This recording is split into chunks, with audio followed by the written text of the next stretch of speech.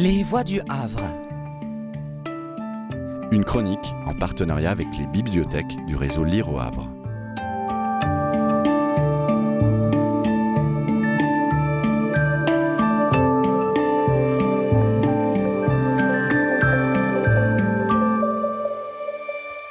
Je vais vous lire un extrait d'une œuvre de Claude Ribes, Une autre histoire, aux éditions du Cherche-Midi, chapitre 16, Ira Aldridge. Le jeudi 22 novembre 1866, Versailles est en effervescence. Ce soir-là, au Grand Théâtre, on donne Othello avec, en haut de l'affiche, un tragédien nègre, Ira Aldridge. Il va jouer en anglais, la réplique lui étant donnée en français. C'est la première fois qu'un comédien originaire d'Afrique tient un premier rôle sur une scène française. Malgré le froid, la pluie, on se bouscule à la gare où attendent des dizaines d'attelages. Un train spécial a été affrété depuis Paris. On aura toute la presse, les journalistes et les auteurs les plus renommés, au nombre desquels Alexandre Dumas, ont été conviés à cet événement. L'impresario a bien fait les choses. Il a fait imprimer à Paris une plaquette d'une vingtaine de pages, valorisant le parcours étonnant de ce fils de pasteur né à New York, auquel on prête une ascendance royale. Ira Aldridge a déjà 59 ans. Il a débuté encore adolescent dans une troupe d'Afro-Américains qui avaient créé leur propre théâtre. Pour échapper à la discrimination, il s'est établi en Angleterre et il y a très rapidement connu le succès, interprétant à 18 ans le rôle d'Othello et ensuite tout le répertoire de Shakespeare. Il ne veut pas mourir sans avoir joué au pays de Racine et de Molière. Le théâtre affiche complet. Dehors, c'est la cohue. Beaucoup de spectateurs resteront debout. D'autres ne verront Othello que de l'extérieur, à travers les portes que la direction du théâtre est obligée de laisser entrebâillées, de peur de provoquer une émeute.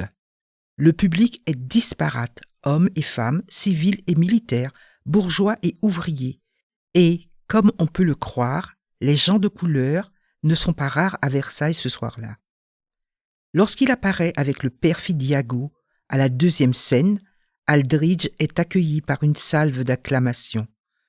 Le silence revenu, chacun retient son souffle pour ne rien perdre du texte, même si la plupart des spectateurs se contentent d'en deviner le sens bien plus qu'ils ne le comprennent. La couleur de sa peau n'en rend sa situation que plus tragique. Le jeu du comédien, bien que très sobre, vaut toutes les traductions du monde. On écoute la mélodie de ses tirades comme s'il s'agissait d'un récital dans une salle de concert. À la fin, c'est un énorme succès, avec une interminable cascade de rappels. Après la représentation, un dîner de gala a été organisé à l'hôtel des Réservoirs.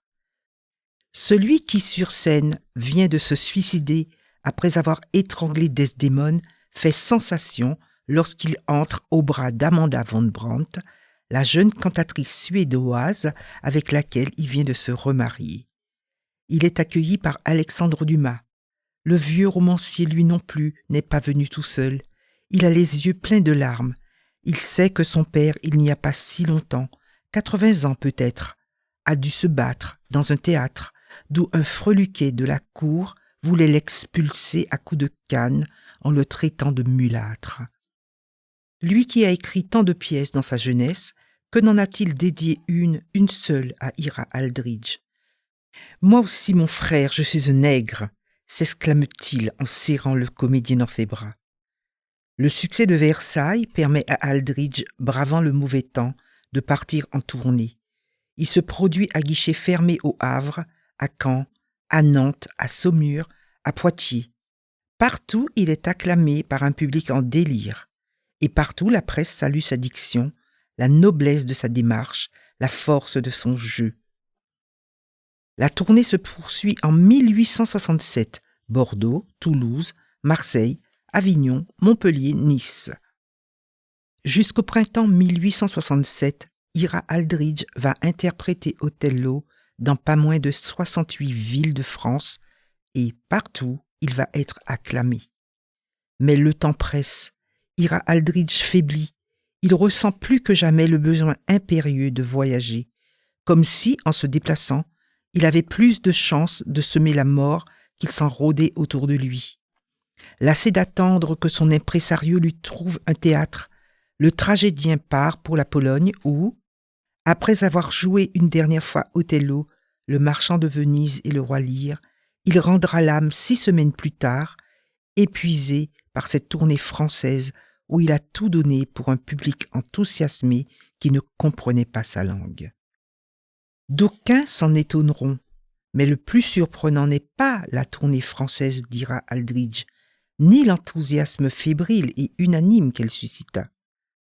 Le prodige, c'est que cet événement serait bientôt oublié et que, par la suite, plus personne ou presque n'en parlerait, comme si rien ne s'était jamais produit et qu'il fallait absolument refermer pour toujours cette singulière et bien troublante parenthèse.